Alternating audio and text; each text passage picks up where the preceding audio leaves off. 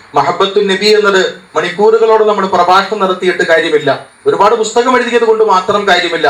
അതൊക്കെ ഒരു നൈമിഷികമായ ഒരു സദസ്സിൽ നിന്നും പിരിയുമ്പോൾ സ്വഹാബത്ത് പോലും പറഞ്ഞല്ലോ, നബിയെ അവിടുത്തെ മജ്‌ലിസിലിരിക്കുമ്പോൾ ഞങ്ങൾക്ക് വലിയ ഈമാനികമായ വലിയ ചേതനയുണ്ടാകുന്നു, ചോദനയുണ്ടാകുന്നു. പക്ഷെ ഞങ്ങൾ ഇവിടെ നിന്ന് മാറുമ്പോൾ ഞങ്ങൾക്ക് വലിയ വലിയ കുറവുകൾ സംഭവിക്കുന്നു യാ റസൂലല്ലാഹ് സ്വല്ലല്ലാഹു അലൈഹി വസല്ലം എന്ന് സ്വഹാബത്ത് പോലും പറഞ്ഞു. അപ്പൊ കേവലം ഒരു പ്രഭാഷണത്തെ കൊണ്ട് മാത്രമല്ല, ചില പ്ലാറ്റ്ഫോമുകൾ നിർമ്മിക്കപ്പെടണം. അതിലൂടെയാണ് ഒരു സംസ്കാരം നിലനിർത്താൻ സാധിക്കുന്നത്. മൗലിദ് അങ്ങനെ ഒരു സംസ്കാരമാണ്. ആ ഒരു അർത്ഥത്തിൽ മാത്രം മനസ്സിലാക്കിയാൽ മതി. എത്രത്തോളം തെളിവുകൾ വേണമെന്ന് ചോദിച്ചാൽ ഒരുപാട് തെളിവുകളും ഒരുപാട് സംവാദങ്ങളൊന്നും അതിന് ആവശ്യമില്ല. നമ്മുടെ മുൻഗാമികളായ മഹാരഥന്മാരായ പണ്ഡിതന്മാർ അവിടെ കിതാബുകളിൽ രേഖപ്പെടുത്തിയ സംഭവങ്ങൾ തന്നെ ധാരാളമല്ലേ. നമ്മളെ സംബന്ധിച്ചിടത്തോളം നമ്മുടെ മശായിഖുമാർ ഉലമാക്കൾ നമ്മൾ പഠിപ്പിച്ചത് എന്താണ്? യൂഖദുൽ ഇൽമു മിൻ അഫ്വാഹി റിജാൽ. റിജാൽ എന്ന് പറഞ്ഞാൽ റിജാലുൽ ഇൽം, പരിശുദ്ധമായി ഇൽമു പഠിപ്പിക്കുന്ന പണ്ഡിതന്മാരുടെ വായകളിൽ നിന്നുമാണ് ഇൽമു വരുന്നത്. എവിടെന്നാ ഇൽമു വരുന്നത് വെച്ചാൽ നമ്മുടെ മുൻഗാമികൾ പറഞ്ഞാൽ തന്നെ നമുക്ക് മതി. കേരളത്തിന്റെ പ്രഗത്ഭരായ പണ്ഡിതരാരെന്ന് ചോദിച്ചാൽ ഒരു രണ്ടാം അഭിപ്രായമില്ലാതെ നമുക്ക് പറയാൻ പറ്റും. ബഹുമാനപ്പെട്ട സൈനുദ്ദീൻ മഖ്ദൂം റഹ്മത്തുള്ളാഹി അലൈഹി അവറുകൾ, ബഹുമാനപ്പെട്ടവരുടെ ലോക പ്രശസ്തമായ ഗ്രന്ഥം ഫത്ഹുൽ മുഈൻ, അതിൽ ലോകത്തിൽ രചിക്കപ്പെട്ട പ്രഗത്ഭമായ ശറഹുകൾ ഇആനത്തു ത്വാലിബിൻ നമ്മൾ എല്ലാവരും വായിച്ചിട്ടുള്ളവരാണ്. അതിൽ ബഹുമാനപ്പെട്ടവർ പറയുന്നുണ്ടല്ലോ, ബഹുമാനപ്പെട്ട അബ്ദുൽ മലിക് ബിൻ മർവാൻ, ഇസ്ലാമിക രാഷ്ട്രീയ സംവിധാനം ലോകം നിവർന്നു നിൽക്കുന്ന സാമ്രാജ്യത്വങ്ങളെ എല്ലാം പരാജയപ്പെടുത്തിയ ആ കാലഘട്ടത്തിൽ അബ്ദുൽ മലിക് ബിൻ മർവാൻ അദ്ദേഹത്തിന്റെ ഭരണകാലഘട്ടത്തിൽ ഒരു ചെറുപ്പക്കാരൻ, സുന്ദരൻ, സുഭകൻ, ആരോഗ്യ ദൃഢഗാത്രൻ, അദ്ദേഹത്തിന് കുതിരയോട്ടത്തിലാണ് താല്പര്യം. കുതിര ഓട്ടിച്ചുകൊണ്ട് പോകുന്ന സന്ദർഭത്തിൽ പെട്ടെന്നത് വിരണ്ടു, അത് വിരളി പിടിച്ചു, അതങ്ങനെ സഞ്ചരിച്ചു, സഞ്ചാരപഥം തെറ്റി. അതിനാണല്ലോ തെറ്റി വണ്ടി ഓടുമ്പോൾ വഴികളൊക്കെ മാറി കയറി ഓടും. ഖലീഫയുടെ വീടിന്റെ കവാടത്തിലെത്തി. അപ്പോഴാണ് കുട്ടി ആ ഖലീഫയുടെ വലത് ആ വാതിൽ തുറന്ന് കവാടം തുറന്ന് പുറത്തേക്ക് വരുന്നത്. കുതിര കൊണ്ടോ ഖലീഫയുടെ മകൻ ആ കുട്ടിയെയും ചവിട്ടി മരിച്ചുകൊണ്ട് കടന്നുപോയി എന്നാണ്.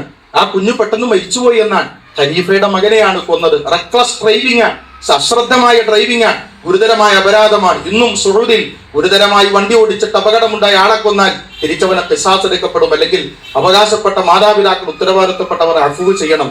ഖലീഫയുടെ കൊട്ടാരത്തിലേക്ക് അദ്ദേഹത്തെ വിളിക്കപ്പെട്ടു. മരണമല്ലാതെ വേറൊന്നും മുമ്പിലില്ലാത്ത സന്ദർഭം, മരണം ഉറപ്പിച്ച സന്ദർഭം. അദ്ദേഹം ആ മജ്‌ലിസിലേക്ക് കടന്നു ചെല്ലുമ്പോൾ മനസ്സിൽ ദുആയിരുന്നു, അല്ലാഹുവേ ഇൻ നജൗതു മിൻ ഹാദിഹിൽ വഖീഅത്തിൽ ജസീമ, അതിഗുരുതരമായ പ്രശ്നത്തിൽ നിന്നും ഞാൻ രക്ഷപ്പെട്ടാൽ ഞാനൊരു വലിയ സദസ്സ് സംഘടിപ്പിക്കും. വഖറഉ ഫീഹി മൗലിദൻ നബിയ്യി സ്വല്ലല്ലാഹു അലൈഹി വസല്ലം, അതിൽ അല്ലാഹുവിന്റെ റസൂലിന്റെ മദ്ഹകൾ ഞാൻ പാടും, പറയും, വലിയ സദസ്സിനെ കൊണ്ട് പാടിക്കും, എന്നെ രക്ഷപ്പെടുത്തണമേ എന്ന പ്രാർത്ഥനയോടെ മന്ത്രണങ്ങളോടെ ഖലീഫയുടെ മജ്‌ലിസിലേക്ക് കടന്നു ചെന്നു എന്നാണ്. ഖലീഫ ഇവനെ കണ്ടപാടെ ദേഷ്യം പിടിച്ച് തന്റെ മകനെ കൊന്ന കാരകനാണ്.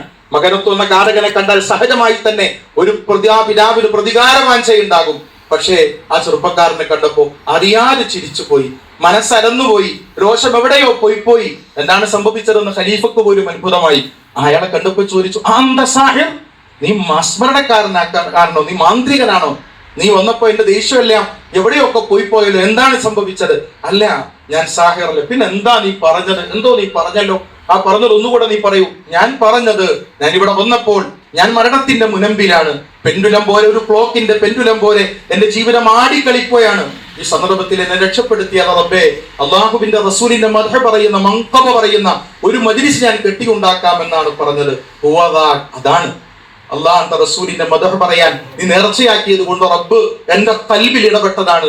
നിന്നെ ഞാൻ നിനക്ക് ഞാൻ മാപ്പ് നൽകിയിരിക്കുന്നു. മുത്തനബികളുടെ മൗലിദിന്റെ മജ്‌ലിസ് അല്ലേ, മദ്ഹിന്റെ മജ്‌ലിസ് അല്ലേ, ഇത് 1000 ദിനാർ.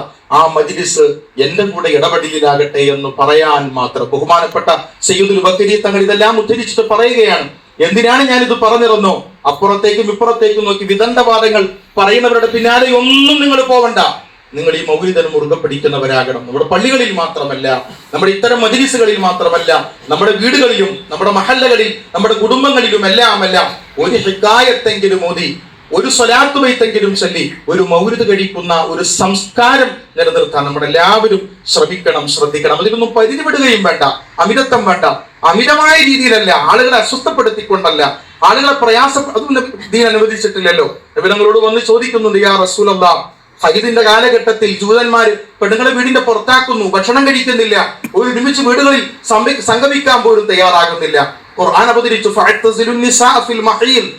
ഹൈദിന്റെ കാലഘട്ടം എത്തിയാൽ പെണ്ണുങ്ങളെ നിങ്ങൾ വെടിയൂ, അവരോടൊപ്പം നിങ്ങൾ ജിമാഅ് ചെയ്യണ്ട.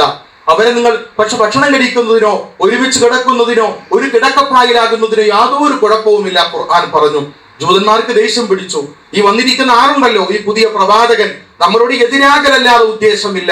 നമ്മുടെ ഹൈദ് കാലഘട്ടത്തിൽ വീടിന്റെ പുറത്താക്കുന്നു, ഒരുമിച്ച് ഭക്ഷിക്കുന്നില്ല, കൂടി ചേരുന്നില്ല എന്ന് വന്നപ്പോ ഇപ്പൊ കണ്ടോ, അവര് പറയുന്നത് ഒരുമിച്ച് ഭക്ഷിച്ചോളാനും വീട്ടിൽ കൂടി കിടന്നോളാനും ഒരു കിടക്കപ്പായിൽ കിടക്കാമെന്നുമാണ്. ജൂതന്മാർക്ക് ദേഷ്യം പിടിച്ചപ്പോ ബഹുമാനപ്പെട്ട ഉസൈദ് ബിൻ ഹുദൈർ റളിയല്ലാഹു അൻഹു അവർ ഔസ് ഗോത്രത്തെ മുഴുവൻ വിശ്വാസത്തിലേക്ക് കൊണ്ടുവന്ന മഹാസ്വഹാബി വര്യരാണ്. ബഹുമാനപ്പെട്ട അബ്ബാദ് ബിൻ ബിശ്ർ തങ്ങളവർ പ്രമുഖരായ അഗ്രേസരായ സ്വഹാബാക്കളിൽപ്പെട്ടവരാണ്. രണ്ടുപേരും നബി തങ്ങളുടെ അടുക്കലേക്ക് വന്നു. യാ റസൂലല്ലാഹ്, അവർക്ക് വല്ലാതെ ദേഷ്യം പിടിച്ചിട്ടുണ്ട്, എന്നാൽ ജിമാൻ കൂടെ അങ്ങോട്ട് ചെയ്യട്ടെ നബിയെ, അവരുടെ ദേഷ്യം നന്നായിട്ട് മുറുകുമല്ലോ. എന്താണ് ഈ തീവ്രവാദം? അല്ലാണ്ട് റസൂലിന്റെ മുഖം വിവർണമായി. സ്വഹാബാക്കൾ ചിന്തിച്ചു, ബഹുമാനപ്പെട്ട ഉസൈദ് തങ്ങളുടെ മേൽ, ബഹുമാനപ്പെട്ട ബഷാർ തങ്ങളുടെ മേൽ നബിതങ്ങൾ ദേഷ്യപ്പെടുമോ എന്ന് പോലും ഞങ്ങൾ ഭയപ്പെട്ടു പോയി. നബിതങ്ങൾക്ക് ഇഷ്ടപ്പെട്ടില്ലെന്ന് വന്നപ്പോൾ അല്ലാണ്ട് റസൂലിന്റെ ഹദറത്തിൽ നിന്നും അവർ തിരിച്ചു നടന്നു. അപ്പോഴാണ് നബിതങ്ങളിലേക്ക് കുറച്ച് പാല് കൊണ്ടുവരപ്പെട്ടത്.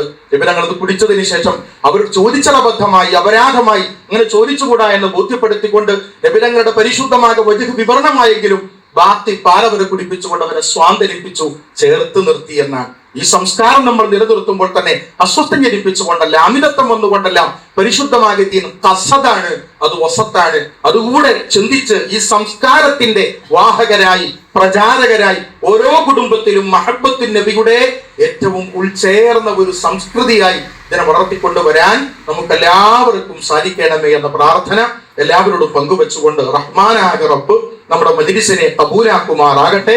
പരിശുദ്ധമായ ദീനിന്റെ അഥവാ സുന്നത്തിന്റെ അഥവാ സുന്നത്ത് ജമാഅത്തിന്റെ യഥാർത്ഥ ജീവിക്കുന്ന പ്രബോധകരായി മാറാൻ നമുക്കെല്ലാവർക്കും സാധിക്കുമാറാകട്ടെ. ആമീൻ എന്ന് പ്രാർത്ഥിച്ചുകൊണ്ട് എല്ലാവരെയും ഒരിക്കൽ കൂടെ അഭിവാദ്യം ചെയ്ത് ചെറിയ വാക്കുകൾക്ക് വിരാമം കുറിക്കുന്നു.